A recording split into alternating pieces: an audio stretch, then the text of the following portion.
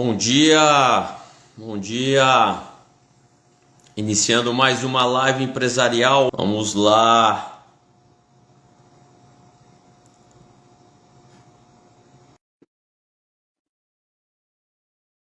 Eu acho que agora você me ouve. Entrou um telefonema aqui de algum robô. Entendi, meu amigo. Bom dia. Bom dia, que satisfação em vê-lo, viu? Cara, Muito bem. que alegria, que bom te ver, meu amigo. Apesar da gente ter se encontrado em São Paulo aleatoriamente, né? Não sei se você vai se lembrar Aleatoriamente. disso. Lembro. Eu entrando com o meu carro no estacionamento, esse senhor aí na Sim. porta do estacionamento em São Paulo, em São Paulo. Fiquei muito feliz em te ver. Meu amigo, obrigado por ter aceito esse humilde convite. Dizer que é uma satisfação, mesmo que à distância, né? Ter a sua companhia, ter a sua amizade, desde a época da Unirp, onde nós dividimos banca, você lá em processo penal, eu continuando lá no direito empresarial, e tê-lo aqui aceitando esse convite, eu fico muito, muito, muito feliz. O doutor Rogério, que é advogado criminalista, sócio da Curi Sociedade de Advogados, desembargador do Tribunal Regional Eleitoral de São Paulo, doutor em Direito pela Universidade Mackenzie, professor de Direito Penal, Direito Processual Penal da Universidade Mackenzie, professor da Escola Paulista da Magistratura, professor da Escola Superior do Ministério Público de São Paulo e autor de obras jurídicas. Meu amigo, muito, muito obrigado. Você tem a palavra. Eu que agradeço, meu caro amigo, um grande professor, doutrinador, Dr. Charles. Já são anos, né, de convívio, mais de 20, e sempre muito bem postado do ponto de vista profissional, pessoal. É sempre uma honra poder estar com você. Eu quero cumprimentar a todos os amigos. Eu acabei saindo e entrando, mas escutei você cumprimentando e você não, talvez nem tenha percebido. Nós estamos aqui com uma análise de pessoas muito qualificada. Além de todos os nomes, eu vou cumprimentar todos no nome do presidente do Conselho Nacional de Educação, o nosso ministro André Lemos Jorge, que nos assiste, que também foi desembargador do Tribunal Regional Eleitoral de São Paulo, foi diretor do COPEG, que é o Colégio Permanente dos Juristas em Tribunais Regionais Eleitorais no Brasil, e hoje é o nosso presidente, né, do CNE, do Conselho Nacional de Educação, que nos prestigia aqui nesta ótima live. Mas é isso, estamos aqui para refletir sobre alguns pontos, né? Eu serei absolutamente rápido, porque alguém disse que existem duas falas, né? As ruins e as rápidas. Então eu vou pelo menos tentar ser rápido, né? Enfim, não Vou pretendo, acreditar em você, viu? Vou não, acreditar em você. vou mesmo ser rápido aqui, mas é uma reflexão, inclusive, que eu devo até lançar uma obra agora em 2025, que eu trabalhei com isso também no doutorado, é a questão da necessária continuidade da atividade empresarial diante da prática de infrações penais. E o que me surgiu isso? Eu vejo que no Brasil, primeiro, a pessoa jurídica delinque, a não ser em crimes ambientais, a pessoa jurídica não pratica crime no Brasil, né? Enfim, ela não é responsabilizada criminalmente, salvo nos crimes ambientais. E o grande problema é que as pessoas jurídicas são alvo de buscas e apreensões, de bloqueio de bens, de sequestros, etc, etc, etc. O grande detalhe é que quem delinquiu, em tese, foi uma pessoa física, em tese, eu digo, né? Porque precisa ser apurada a responsabilidade, enfim, etc. E aí nós temos aí a participação, e eu acho que valeria, Charles, você que tem uma audiência muito grande, um convite ao professor André Lemos Jorge, que nos prestigia, nos assiste, enfim, eu deveria, se tivesse um pouco, né, de coerência, parar aqui para ouvi-lo, o doutor André Lemos Jorge. Mas já que eu estou com a palavra hoje, vou aqui continuar a fala, mas só tenho a cumprimentá-lo mais uma vez. Na verdade, então, o tem acontecido? A pessoa jurídica que você conhece muito bem, é mestre nisso, é professor de direito empresarial, publicou obras de direito empresarial e publica, a pessoa jurídica acaba sofrendo o impacto de um suposto delito praticado por uma pessoa física. Duas coisas que são primordiais aqui a avaliar. Primeiro, quem é essa pessoa jurídica? Essa pessoa jurídica, ela é uma pessoa jurídica que cumpre a sua função social? Realmente é preciso avaliar isso, no primeiro momento. Se é uma pessoa jurídica que cumpre, de fato, a sua função social, nós precisamos tomar um cuidado tremendo com esta pessoa jurídica. Porque, obviamente, ela não tem apenas repercussão para os funcionários ou para o empresário. Ela tem repercussão, muitas vezes, para a comunidade, aí depender do porte dessa pessoa, para a sociedade, para o Estado, para o município, para o país ou até para outros países, porque nós temos pessoas jurídicas multinacionais hoje e tem repercussão em vários países do mundo. Esse é o primeiro ponto. A partir do momento que eu detecto que ela cumpre a sua função social, demandaria das autoridades tomar um cuidado. Já na investigação, avaliei que ela cumpre minimamente a sua função social, porque eu estou em fase de investigação, então eu tomaria um certo cuidado para tomar qualquer medida contra essa empresa. Medida seja de caráter cautelar patrimonial. Por quê? Porque imagine, se eu bloqueio todas as contas dessa empresa, se eu retiro objetos, bens dessa empresa, se eu travo toda a movimentação financeira dessa empresa, talvez por 15 ou 20 dias, essa empresa pode sofrer prejuízos que são irreparáveis, levando, inclusive, essa empresa, em alguns momentos, a ter que buscar, eventualmente, uma recuperação judicial lá na frente. E mais do que isto, imagine que seja uma empresa que já está em recuperação judicial. Eu precisaria tomar todo esse cuidado, estou dizendo do ponto de vista criminal, de fazer toda essa análise. Será que é uma empresa que está em recuperação judicial, não está em recuperação judicial? Será que, enfim, qual é o mínimo fluxo de caixa que essa empresa precisa, já que ela cumpre a sua função social? Então, diante deste quadro, a minha proposta não é possível que no direito penal eu tenha intervenções com medidas cautelares contra uma pessoa jurídica sem ao menos fazer uma mínima análise do seu fluxo, do seu funcionamento. E como mínima análise? Uma mínima análise ela tem sede em quantas cidades, ela emprega minimamente quantas pessoas, quem é o gestor dela, ela tem minimamente, ela tem um fluxo de caixa passivo, ativo, como é que funciona? Ela tem que pagar contas? Não tem? Tem contratos? Eu consigo minimamente, já que eu vou quebrar o sigilo dela, bancário, fiscal, eu faria essa mínima análise antes de incorporar medidas contra essa pessoa jurídica. Aí vamos dizer, não, mas alguém pode ter utilizado aquela pessoa jurídica para delinquir. Perfeito. Em relação a esta pessoa física, vamos tomar as medidas cautelares que forem necessárias. E tomar medidas cautelares que forem necessárias também demanda muita responsabilidade. Porque imagine que o CEO de uma empresa esteja, de alguma forma, utilizando integralmente ou parcialmente daquela pessoa jurídica, na sua conta, etc., para eventual prática de algum ilícito. Primeiro, a partir do momento que eu retiro como um todo aquele CEO daquela empresa, imagine que ele contempla toda a atividade da empresa, eu coloco quem no lugar dele? Eu precisaria estudar minimamente antes de tomar uma medida, sempre que possível, é claro, para analisar qual é a estrutura hierárquica daquela empresa. Quem são as pessoas que eu vou deixar gerindo aquela empresa?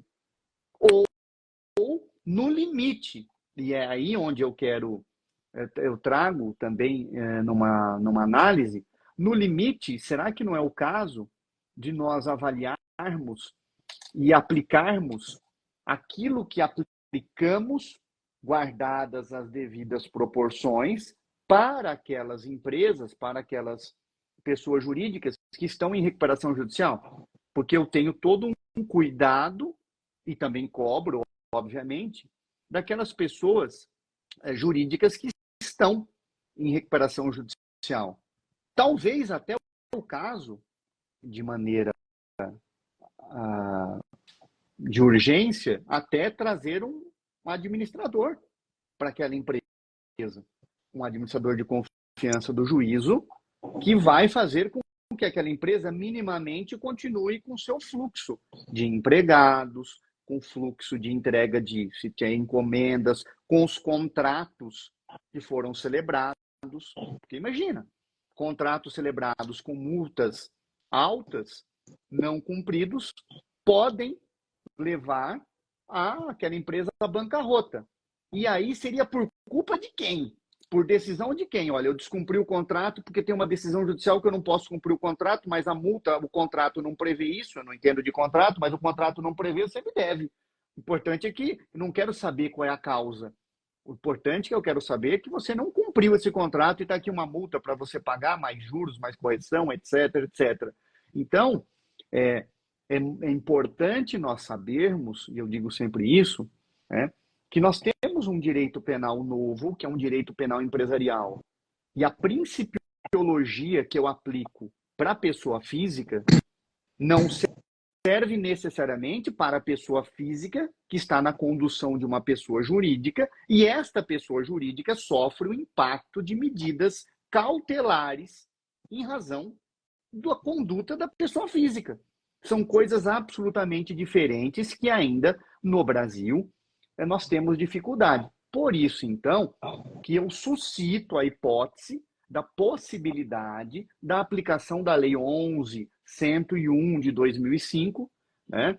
Enfim, naquilo que seja possível e cabível para atender, né, as necessidades daquele caso, daquela pessoa jurídica. Né? Pensei nisso, né? Enfim, aplicação por analogia, né? Enfim. Ou seja, insere no menor tempo possível um administrador judicial, se o caso, ele pode atuar sozinho? Pode, mas ele pode atuar conjunto com diretores que não foram suspensos de suas atividades, sempre com o intuito de manter estabilizada a atividade da pessoa jurídica e para que não haja impactos negativos decorrentes da medida cautelar aplicada no âmbito penal, ou ao menos que tenha o menor impacto negativo possível, né? Eu penso, né, que a atividade empresarial desenvolvida pela pessoa jurídica nos termos que a gente está propondo, ele não pode ser um objeto de uma interferência penal de qualquer maneira, né? Porque isso impacta a estrutura econômico-constitucional, né? Enfim, isso mexe com uma transformação, até uma transformação social, né? Enfim, você impor medidas no âmbito penal que não permitam o regular funcionamento de uma atividade empresarial, em caso de eventual prática delitiva, obviamente, a depender do porte da empresa, ela impacta em toda a ordem social, né? E não pode ser considerado pelo Poder Judiciário, pelas autoridades constituídas, né? Então, eu proponho algumas questões, né? Enfim, antes de qualquer medida cautelar, se for imprescindível, cumpre a função social, relação integral do número de empregados, será que eu não consigo isso? Empregos diretos e indiretos, estimativa de dados sobre a quantidade de recolhimento de tributos dessa pessoa jurídica no município, no estado ou na União, informações sobre possível ou provável impacto no setor de comércio e serviços daquela localidade, é necessário. Informações contábeis, inclusive, da empresa, sobre o possível ou provável fluxo de caixa e sua projeção, entradas e saídas diário, semanal, mensal daquela pessoa jurídica. Tem que ter balanço patrimonial, a relação nominal completa de credores e a relação dos bens móveis e imóveis. Porque senão, como é que eu travo uma pessoa jurídica sem ter, no mínimo, essas informações? Obviamente, Rogério, pois não. E é uma questão interessante que você fala, que até eu abordo isso com os meus alunos na faculdade, é sempre muito difícil conseguir entender essa autonomia, né? Esse paralelo que existe entre a figura dos sócios e a figura da PJ, que são coisas diferentes. Então, quando eu trato, né, da autonomia patrimonial, da responsabilidade patrimonial, olha, E aí você deságua lá no Instituto da Desconsideração da Pessoa Jurídica de que o magistrado ele tem que ter essa sensibilidade, e aí vai vir minha pergunta para você, de conseguir desconsiderar a pessoa jurídica, ignorar a pessoa jurídica para atacar, para agredir realmente quem praticou, porque às vezes a pessoa jurídica é apenas uma cortina de fumaça para a prática de uma determinada ilegalidade. Aí eu te pergunto, o juiz, você é um advogado de trincheira, né? A gente costuma dizer isso, você é um advogado combativo de trincheira mesmo. Os juízes criminais vêm tendo essa sensibilidade, essa visão que você está nos apresentando em relação, olha, a pessoa jurídica é uma coisa, a figura dos sócios é uma outra coisa? Sim, nós já temos um avanço muito grande por parte dos magistrados, ou os magistrados atentos, né? Já atuei em alguns casos que o magistrado, inclusive, levou em consideração isso, dizendo, olha, a pessoa jurídica tem que ser preservada, enfim, mas é preciso mais, né? Enfim, é preciso nós construirmos, porque nós temos um direito penal no Brasil da pessoa física, né? E um direito processual penal também da pessoa física. Lá na França, que a gente começa a falar muito sobre o processo penal da pessoa jurídica, nós não temos um processo penal e um direito penal um pouco mais adequado pensando nessa atividade empresarial e unindo um pouco as disciplinas. Nós não temos.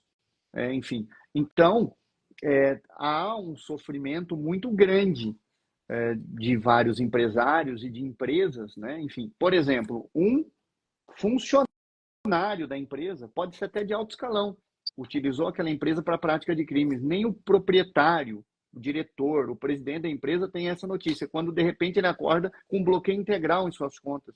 Veja como isso impacta de maneira negativa. Agora, se ficar comprovado que aquela pessoa jurídica foi habilitada única e exclusivamente para a prática de crime, é uma questão diferente. Aí é outra história. Ela é outra história. Concordo. Tem que ser encarada de maneira excepcional. Exatamente. Eu parto da premissa que a pessoa jurídica cumpre sua função social. Meu amigo, agradecer a todos que participaram da live, doutor Rogério aí. Meu amigo, de coração, muito obrigado. Precisamos nos ver mais. Saiba que você tem aqui em São José do Rio Preto um advogado, um professor que te admira demais, tem muito orgulho de dizer que eu sou seu amigo e conte sempre comigo para aquilo que você precisar. Eu que agradeço, quero cumprimentar e ratificar o cumprimento a todos que você mencionou e aqueles que não mencionou, vejo também... Professor Caio Bartini aqui, ó, grande irmão Cury. Obrigado, professor Caio. O professor Caio é um dos maiores professores tributaristas do país, né, que atua como professor no curso Professor Damaso há muitos anos, professor mais reconhecidos na área do país, né, enfim. E aqui também, você tem aqui um amigo, considere que a casa aqui é sua também, apareça quando estiver em São Paulo, vai ser sempre uma alegria te receber aqui no escritório, sempre uma alegria mesmo, meu irmão. A advocacia criminal, de fato, ela tem que evoluir, a gente tem que ver os novos parâmetros, e eu parti realmente para essa análise desse estudo da advocacia penal empresarial, que é algo que precisa ainda ser estudado cada dia mais. E não dá para fazer só de um lado, olhando só para o âmbito penal, é preciso olhar para o seu lado também, para o âmbito empresarial, e construirmos aí, e buscarmos, né, construção de teses, de análise, e isso é muito bom. Eu quero te agradecer muito, mais uma vez, pelo convite, e quem sabe, marcamos outra, você sempre manda um convite, ser uma convocação, e é uma alegria. Já está mais do que convidado, meu amigo. Você tem cadeira cativa aqui comigo. Agradecer aqui o orgulho de Itajobi, Ricardo. Você é de Itajobi, Rogério? Não sabia disso, não. Eu nasci com muito orgulho, fui criado em Itajobi, tive também com um amigo de infância, o Ricardo. O Ricardo foi meu amigo de infância, já não o vejo há algum tempo. Legal, meu amigo, e criado na grande Itajobi. Meu amigo, fique com Deus aí, um grande abraço. Eu não voltar a falar com você. Um excelente Natal, um santo Natal para você e um excepcional 2025 para você e para toda a sua família. Um beijo no seu coração, tá bom? Obrigado, meu irmão. Fique com Deus. Um abraço a todos. Estendo a todos. Com Deus aí. Um abraço a todos. Um abraço.